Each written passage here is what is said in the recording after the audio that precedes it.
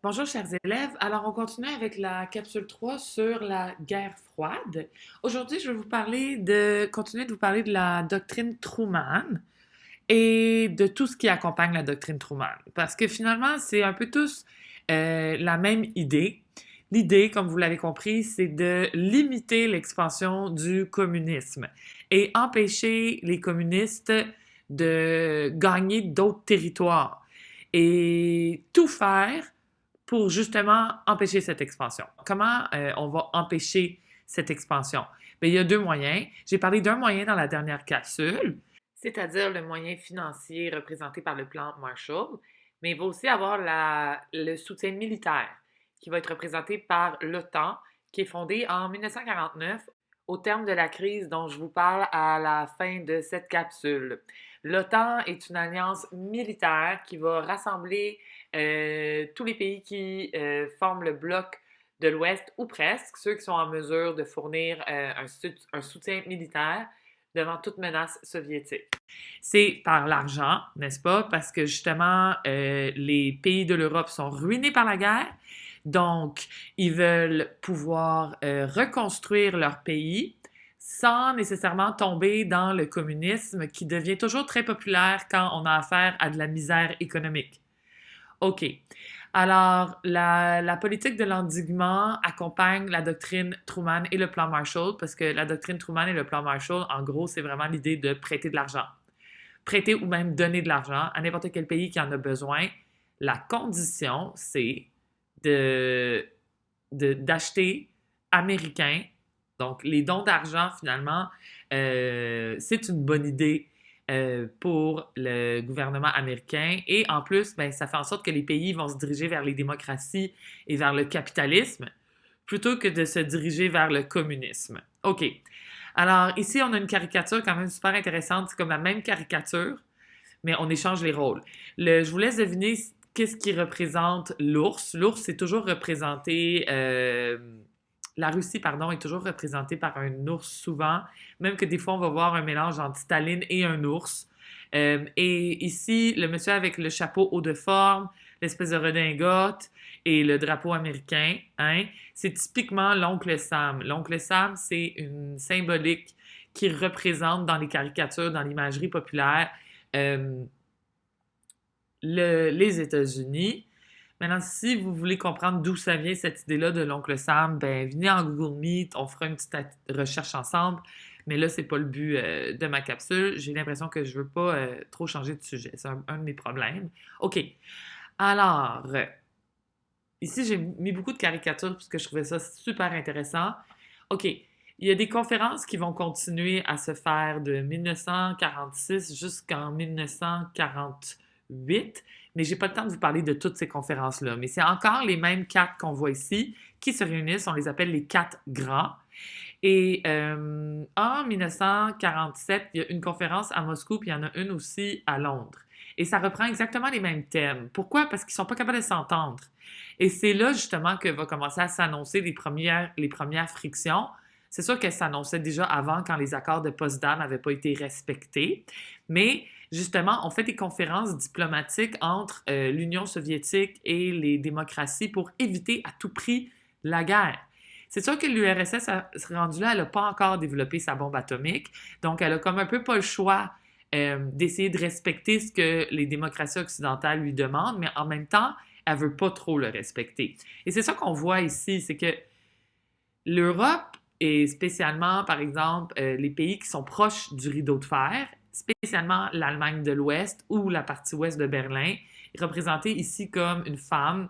La femme est toujours l'élément qui représente dans les caricatures peut-être ceux qui sont le plus menacés puis qui sont le plus sans puissance. J'ai remarqué ça, là. Donc, c'est une femme, elle est toute amaigrie, comme vous voyez, elle est nu-pied, hein? Et il faudrait qu'elle se lance dans l'espèce de filet de secours que tient les quatre grands.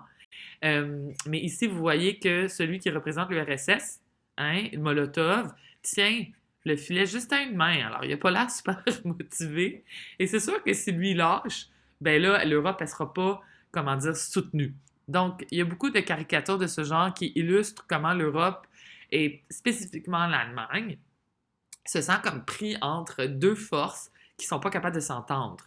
et que c'est eux finalement, c'est l'Europe finalement qui a l'impression qu'elle va être complètement abandonnée parce que justement les compromis ne sont pas respectés.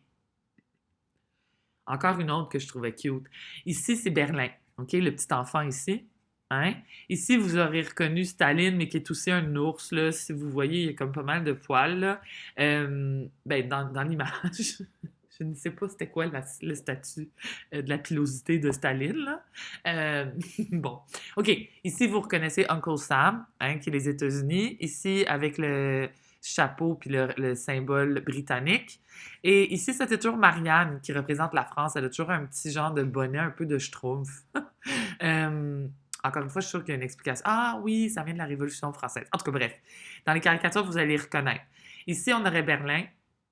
Je vais vous demander dans le Head Puzzle d'essayer de m'expliquer un peu c'est quoi cette caricature-là. Mais de toute façon, vous avez l'explication ici. Mais pourquoi il y en a deux? Hein? Pourquoi? Bon. C'est quand même intéressant. Bon. Une autre caricature. Je sais, je tripe caricature ces temps-ci. OK. Alors, vous voyez, cette caricature, elle démontre un peu le bloc de l'Ouest, ici, et le bloc de l'Est, ici. OK? Au milieu, on a toujours Staline. Et ce que je trouve intéressant, c'est qu'ici, on peut voir une genre de critique des deux modes de décision. Ici, on voit que ceux qui sont avec Staline n'ont pas ben le choix.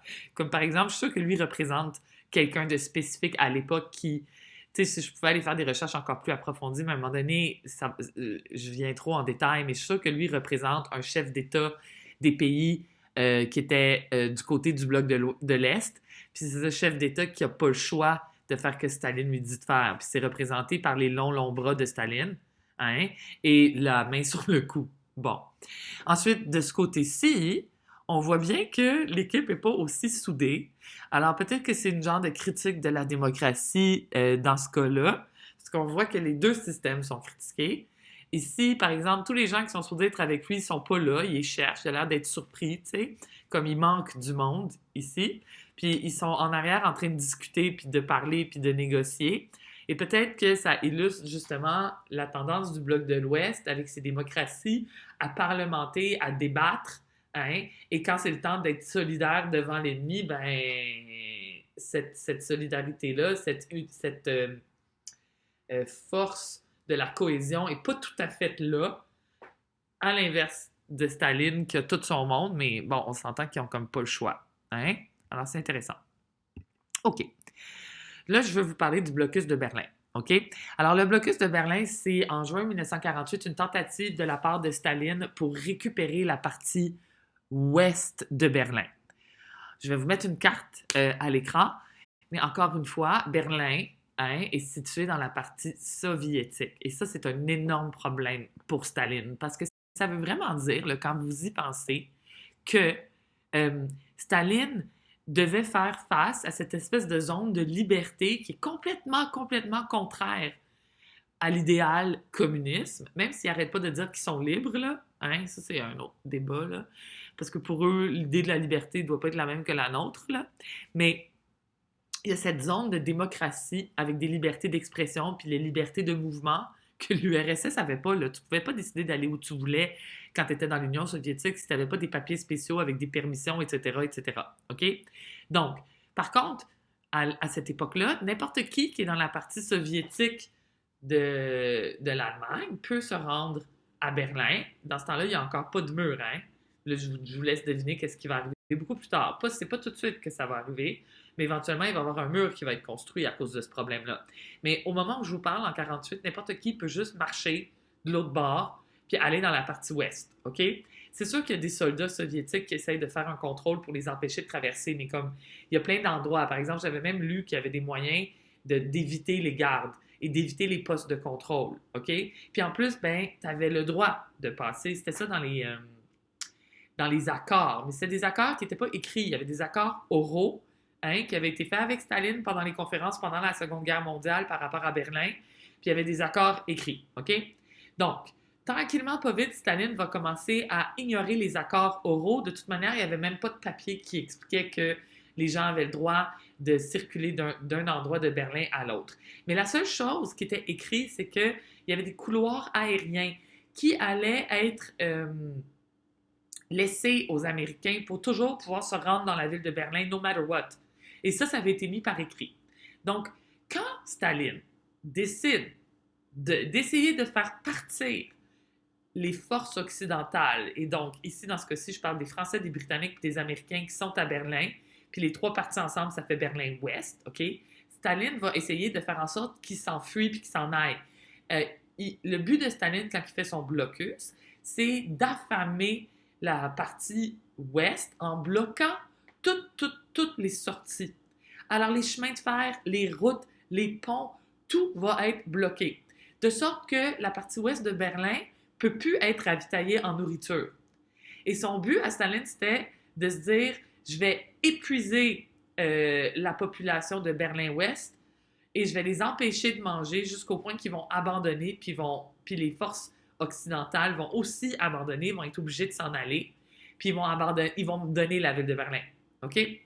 Donc, Staline va poster toutes ses forces. Puis là, c'est beaucoup, beaucoup de soldats parce que vous devez comprendre que c'était pas juste dans Berlin le problème. C'était aussi qu'en Berlin, pour sortir de Berlin-Ouest puis aller dans la partie soviétique. Je vais vous montrer encore avec une carte. Donc, il doit poster des soldats partout, partout, partout. Et ça prend tous ses effectifs militaires, ou en tout cas une grosse partie de ses effectifs militaires. Et l'URSS, à ce moment-là, a encore des problèmes, puis elle doit envoyer ses soldats ailleurs dans le territoire gigantesque de l'URSS. Donc, pendant 11 mois, elle va maintenir ça, mais ça va devenir trop de dépenses pour elle. Et en plus, les Américains vont démontrer qu'ils ne veulent absolument pas abandonner parce qu'ils vont amener de la nourriture pendant 11 mois à tous les jours par avion, par ces fameux corridors aériens qui avaient été accordés aux États-Unis par des ententes écrites. Puis il paraît que l'URSS ne remettait pas en question quand il écrivait une entente, il le respectait. Mais par contre, s'il n'y avait rien d'écrit, oublie ça. OK? Et là, je vais vous montrer, je ne sais pas si vous avez un peu compris, là. Donc, pendant 11 mois, Staline essaye d'affamer la ville pour que les Anglais, les Américains puis les Français décident de s'en aller puis laissent la ville à Staline. Par contre, ils vont trouver une solution, c'est qu'ils vont approvisionner Berlin-Ouest par des avions. Et on va appeler ça le pont aérien. Je vous fais écouter un petit documentaire qui l'explique beaucoup mieux que moi. Et c'est encore dans la série Amour, haine et propagande. Alors, c'est 15-50, hein, j'ai dit. OK, on va laisser ça là. À l'été 1948, Berlin, ancienne capitale nazie, est assiégée. Sa population affamée.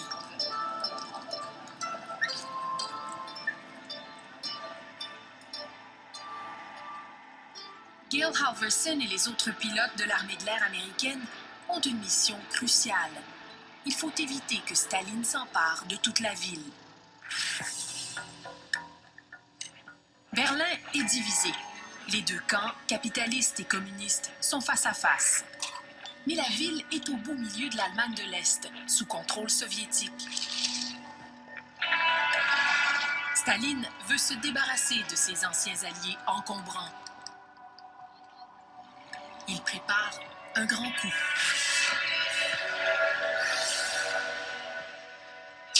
Il frappe en pleine nuit, le 23 juin 1948. Les Russes coupent l'électricité et bloquent les routes et les chemins de fer qui permettent de ravitailler Berlin. Du jour au lendemain, plus de 2,5 millions de personnes sont coupées du monde. Des Allemands, des Américains, des Britanniques et des Français sont pris en otage dans Berlin-Ouest. Si Staline croit que Truman va plier, il se trompe. Truman ne bronche pas. On reste à Berlin. Un point, c'est tout.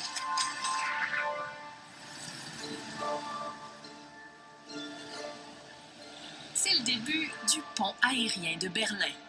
Du jamais vu. Toutes les 60 secondes, un avion atterrit à Berlin. 24 heures par jour, 7 jours par semaine. Beau temps, mauvais temps. C'est la plus grande opération de sauvetage aérien de l'histoire.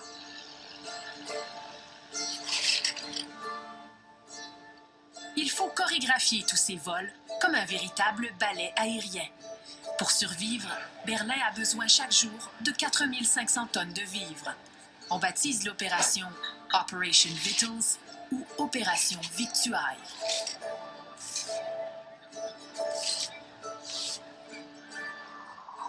Avec le blocus de Berlin, Staline teste et provoque en même temps Truman. Truman réagit en se demandant s'il va utiliser la route et finalement c'est l'avion qui est le plus sûr. Pourquoi ? Parce qu'à ce moment-là, il n'y aura pas de confrontation directe avec les soviétiques. C'est très spectaculaire, mais il y a un risque. Un risque qu'un avion soit abattu et un risque que le blocus ne soit pas suffisamment surpassé, c'est-à-dire qu'on n'arrive pas à apporter assez de matière pour nourrir une ville de 2,5 millions d'habitants.